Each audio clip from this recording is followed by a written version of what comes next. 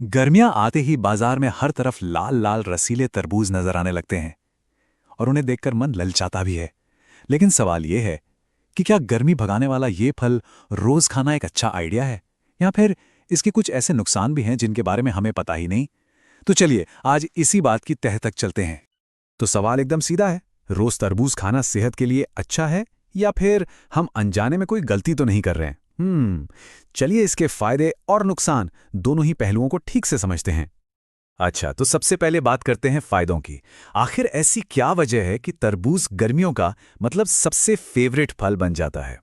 शरीर को ठंडा रखने से लेकर दिल की सेहत तक इसके फायदे सच में कमाल के हैं। देखिए, सबसे बड़ा और पहला फायदा है इसका कूलिंग इफेक्ट।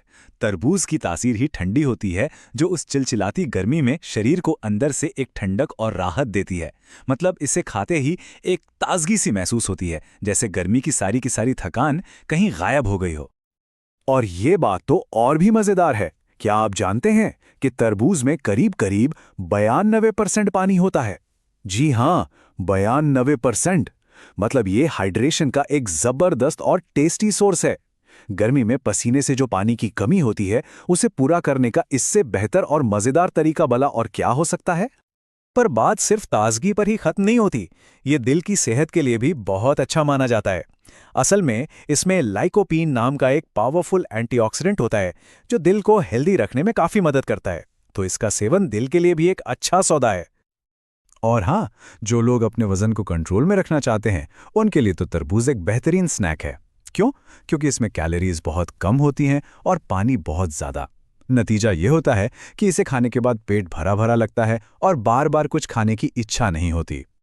अब इतने सारे फायदे सुनकर तो यही लगता है कि बस तरबूज खाते ही रहना चाहिए, है ना?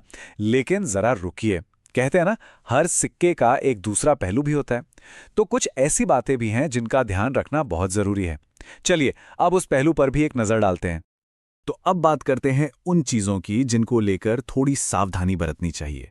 देखिए, एक बहुत पुरानी कहावत है, अति सर्वत्र वर्जयत, जिसका मतलब है कि किसी भी चीज की अधिकता हमेशा नुकसान ही पहुंचाती है। और ये नियम तरबूज पर भी बिल्कुल फिट बैठता है। सबसे आम परेशानी जो हो सकती है वो पाचन से जुड़ी है। अब देखिए, इसमें पानी और फाइबर दोनों ही बहुत ज्यादा होते हैं।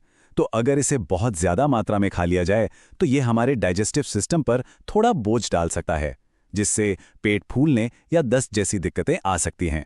इसलिए क्वांटिटी का ध्यान रखना सबसे ज्यादा जरूरी है। इसके अलावा दो और बहुत जरूरी बातें हैं। पहली, इसे रात में खाने से बचना चाहिए। होता क्या है कि रात में हमारा पाचन तंत्र थोड़ा सुस्त हो जाता है और तरबूज को पचाना उसके लिए मुश्किल हो सकता है। और दूसरी बात, जिन लोगों को डायबिटीज है उन्हें खास ध्यान रखना चाहिए। तरबूज में नेचुरल शुगर होती है, जो ब्लड शुगर लेवल को तेजी से बढ़ा सकती है। तो अब सवाल यह है कि भाई अगर फायदे भी हैं और नुकसान भी, तो फिर इसे खाने का सही तरीका क्या है? तो अच्छी खबर यह है कि एक बहुत ही सिंपल तरीका है जिससे इसके सारे फायदों का लाभ उठाया जा सकता है और नुकसान से भी बचा जा सकता है। तो इसे खाने के बस 3 आसान से नियम याद रखने हैं। नंबर 1, इसे खाने का सबसे अच्छा समय है दोपहर का, जब हमारा पाचन सबसे तेज होता है। नंबर 2, इसे कभी भी लंच या डिनर जैसे भारी खाने के साथ नहीं खाना चाहिए। और नंबर 3, इसे फ्रिज से निकालकर तुरंत, मतलब एकदम बर्फीला ठंडा नहीं खाना चाहिए। हल्का ठंडा ठीक है, पर बहुत ज्यादा ठंडा नहीं।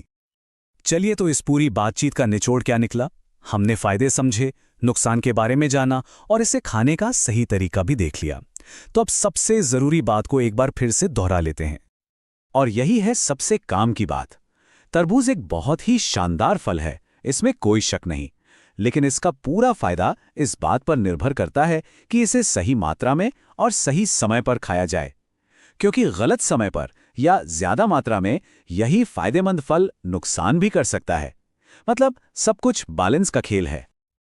और आखिर में एक सवाल जो सोचने पर मजबूर करता है, और ये सवाल सिर्फ तरबूज के बारे में नहीं है, बल्कि सभी फलों के बारे में है। क्या हम सब इस बात पर कभी ध्यान देते हैं कि कौन सा फल कब और कैसे खाया जा रहा है? इस पर सोचना वाकई दिलचस्प हो।